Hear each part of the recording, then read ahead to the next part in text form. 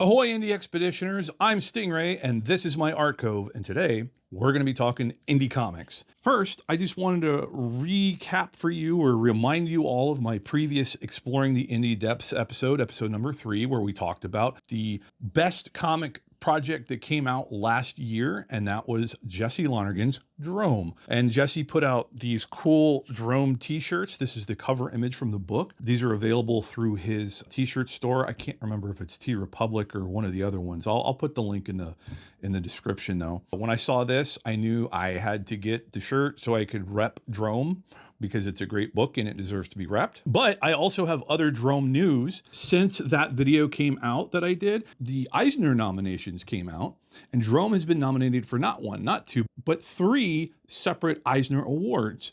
Drome itself was nominated for Best Graphic Album New. Jesse was also nominated for both Best Writer/Artist and Best Colorist. So Jesse's getting some serious props in the form of nominations, and we'll see if maybe he gets some wins as well. Looking forward to seeing where those Eisners land. So that was Drome, but today I want to talk to you about another book, a new Image book. The #1 issue just came out recently. Issue 2 isn't out yet, but I think it'll be out sometime in the next couple of weeks. And it's one that has me excited, so I thought I would talk about it.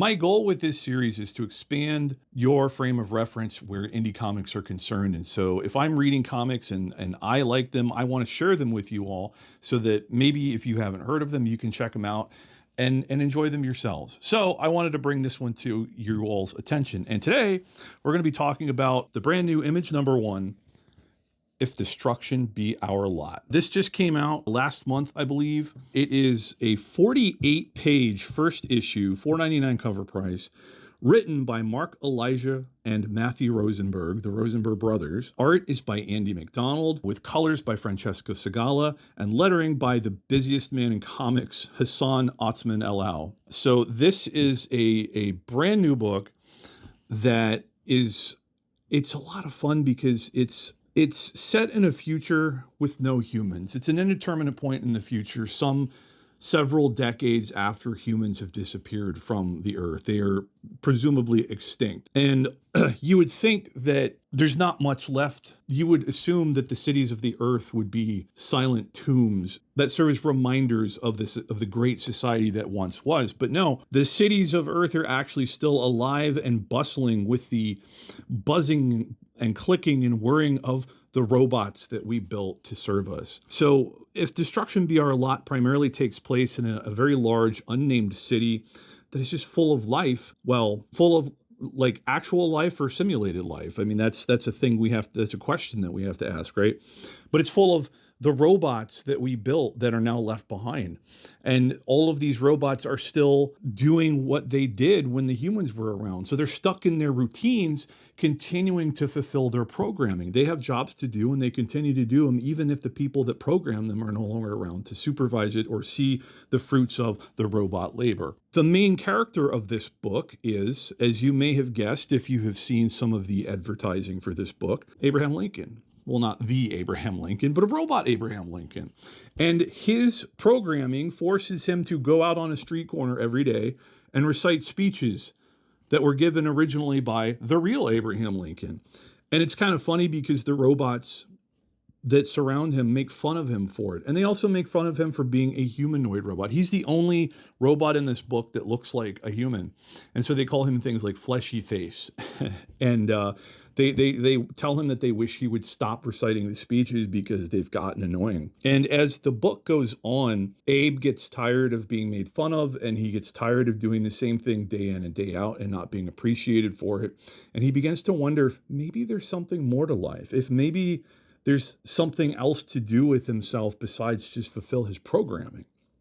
These are some very real questions, and this robot Abe, the most human-looking of all the robots, starts to ask some very human questions. And it's a super fun book because it's really quirky. There's some dark humor in it, I think. There's some like life and death type situations, although it's with robots. And then there's some very like philosophical exploration going on here, and which I think might be the core of this book. But the thing that really excites me is I have no idea where this book is going. You know, I've been reading comics for 35-ish years now, and with like Marvel books, which is my bread and butter, right? The superhero stuff. Like I've gotten to a point where I can kind of see the cycles and I can kind of predict where the books are going to go. And I'm usually right. It's nice if I am surprised by Marvel books, it's a pleasant surprise, but it doesn't happen that often. But a book like this, which is not tied to any existing IP and where they can literally do the creators can literally do whatever they want and they can go in any direction they want, I think is fantastic. I absolutely love a book like this because, so if I had to guess, based on the way that this first issue went, Abe is going to go out into the world. He's going to leave the comfort of the city and go out into the world and try to find humanity, what may be left of them. He's going to try to find where they went. And he even says at one point, or one of the robots says at one point, like, if humans are still out there potentially, where did they go? And how are they surviving without us? How are they surviving without the robots that do everything for them? Like, the robots don't seem to think that humans could survive on their own, so they're clearly extinct. Who knows? The thing is like at one point in this first issue, Abe rides a robot bus that has a robot, like a torso up front in the driver's seat. And he's talking to the bus and the bus takes him to the outskirts of the city. And it made it seem like that was a perfect vehicle, literally and figuratively, to start a grand adventure, to leave the city and to go out into the world and try to find the last bastions of humanity, if there is one. But by the end of the issue, the bus may not be in any condition to go on any grand quests. So I'm really not sure, maybe Abe finds another way. Maybe that's what the next issue will be, is finding a way to go on this great adventure, to find a way to, a mode of transportation or something. I'm not sure. And then the other thing is, even if that is the direction that they're going to take this story, is to have Abe go search for what may or may not be left of humanity. Who's to say what he finds while he's out there in the world? And if he does find humanity, will they be able to answer his questions? Will the answers that they provide be satisfactory? Will they give him what he's looking for? Will he find closure, and all that kind of stuff? And I have no idea. Maybe if he does find humanity, that will set him off on like a second leg of the quest to go answer a different question or to find some other deeper meaning. Who knows? And that's what has me excited about this book. I am so ready. I am fully invested in this one. I can't wait to read the next issue because I want to see where this book goes and what happens next. And this premise is so wild and out in left field that it's so quirky. I really enjoyed this first issue. It's a lot of fun, and I highly recommend this one. If you're looking for something that's a little bit different and a little bit funny and a little bit, starts to ask some like thoughtful questions. I think, especially now, with the way that the world is and how did we get here? And is there more to life than just, the day in and the day out of the jobs that we do and stuff like that? That's kind of a thought that occurs to me every day when I sit in my soul sucking desk at my soul sucking job. And yeah, but anyway, this is a great book.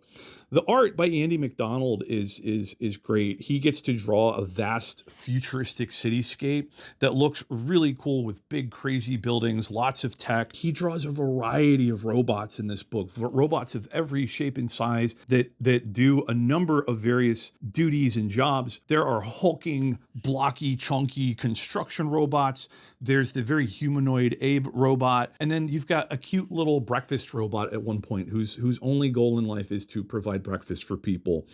And he's a very sad robot because he offers to make breakfast for all of the other robots, and they remind him every time that they're robots and they don't eat. But it's in his programming and he still has to ask. The breakfast robot is very cute and kind of sad in a very tragic kind of way. And let's just say he doesn't make it through the end of the first issue. It's kind of messed up, but kind of humorous too. Anyway, I think that the art in this book is really great. I wasn't familiar with Andy McDonald's work prior to this book, but I'm a big fan now.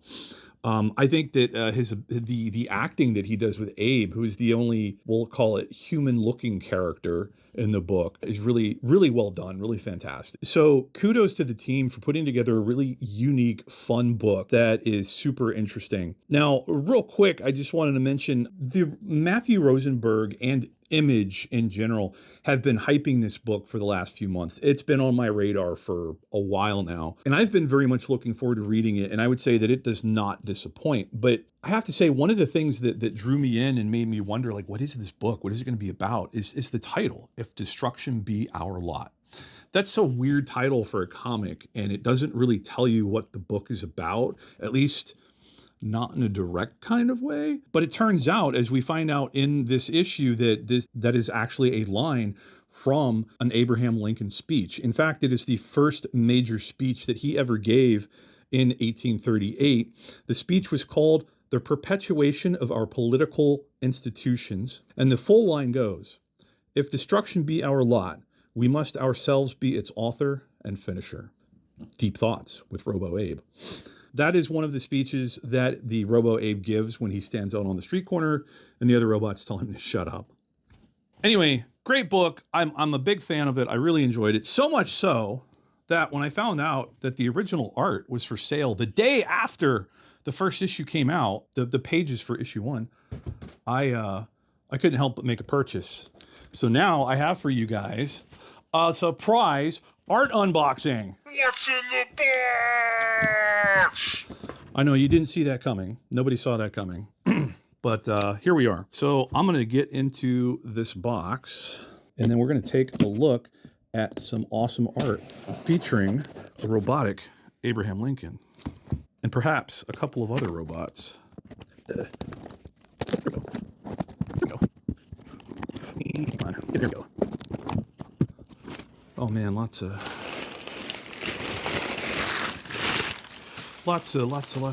paper. Ooh, what's this? There's goodies. Ooh. An If Destruction Be Our Lot sticker. Hell yeah. Oh, cool. A mini ash can preview of the book. Oh man. Oh man. A window poster like you would see in a comic shop advertising not only this book, but also The Cutting Garden, which is another one I've been seeing advertised. It's an Image book that is coming out in September that looks like it's really pretty. I don't know much else about it. And then we have our our Abraham Lincoln art. All right, cool. I'm just gonna do that. Dude, this is a sick page. So I'm gonna give you guys some context, and there is some minor spoilers here. I mentioned the cute little breakfast robot, and this page features him. So the breakfast robot is kind of deemed to be useless now that there are no people that he can make breakfast for. And so there is this other robot, this large, red, monstrous looking beast of a robot whose job it is to consume, to devour obsolete robots. And at one point, he comes for the cute little breakfast robot. And this is the page where the breakfast robot dies. So you can see him getting trapped in the tentacles of the larger robot there in the top 3 panels. And then he's being shoved into the mouth of the big scary robot. And what's funny is there's a joke on like the previous page where he is asking Abe if he wants rye toast or wheat toast. And he says he ran out of white toast about 75,000 breakfasts ago or something, some crazy number like that. But anyway, he regularly burns the toast, and you can see as he's being consumed by the bigger robot, the burnt toast slices hit the ground. And then you get Abe's reaction. And I love this panel here with the stark white silhouette. And then you see Abe like turning to get the hell out of Dodge. Like I said, the pages went for sale online the day after the first issue dropped, and I only knew about him because my good friend Carl of Carl's Collection, a fellow collector and enabler, he sent me the link. And when I saw these, I saw that this page was available, and I knew I had to have it. This one where the breakfast robot gets it. He gets violently ripped in two, but the little inset circular panel of the toast hitting the ground, and then that reaction shot with Abe, just, I love this page. I think it's phenomenal. And what's really interesting, so the pages are for sale. All of Andy McDonald's art is for sale on the, what is it, the comicarthouse.com website. I guess that's his rep. The pages are supremely affordable. This is a 48-page book. I think 47 of the pages went for sale. Page 1, which is a really nice full shot of Robo Abe. Andy decided to keep that one, so it's not for sale. But all the other 47 pages are up for sale. And the majority of them, like well over half, are only $250 a piece. And right before I sat down to record this video, I looked, and I think like at least a little bit more than 20. So probably around half of the pages are still available. So if you read this first issue and you like the art and you would like to own one of these pages, most of them are available still on comicarthouse.com. for $250. There's 1 or 2 pages that are $300, and there was one I think that was $400. There was a page that was $600. That was the most expensive page in the book, but I think that one is sold. So, you know, really affordable, fun art from a really cool indie book. And, you know, who knows? This could be the next hit sensation. This could be the next Quintana for those of you that are following that whole situation. Probably not, but who knows? But anyway, this is a book that I read, and I really enjoyed it, and I was able to get a page from it for a very, very affordable price that I think is just a great page with a big scary robot, a cute little robot, the death of the cute robot, and then a great reaction shot with Abe and him trying to deal with that situation. So it's a really, really awesome piece of art that I was able to pick up like almost immediately after reading that first issue. How cool is that, right? I love it. That's one of the great things about being an art collector and being a part of the community, where I've learned so much from everybody that if I read a comic and I say, man, I really like this art, I'd like to get a page from this book, 9 times out of 10, I can figure out where the art is going to be for sale. And you know, at least I have the opportunity to go out and try to get a piece of it. And in this case, I didn't know where the art was for sale, but one of my good friends and collector buddies pointed it out to me. And so he has a page from this book. Carl does a whole series of videos where he talks about comics and the art that he collects as well. So he's probably going to be doing an episode about this book too. Carl and I have similar tastes in a lot of ways, and we read a lot of the same books and we talk about them. And this is a book that we talked a lot about and we both greatly enjoyed, enough that we went out and bought some art. So anyway, that's all I have for you guys today. I hope you enjoyed this discussion of a first issue of a brand new book that you can get in on right now and read from the beginning, and a book that still has some really great art available online if you are looking to get some affordable indie comic art. Thanks for watching, and I will see you in the next one.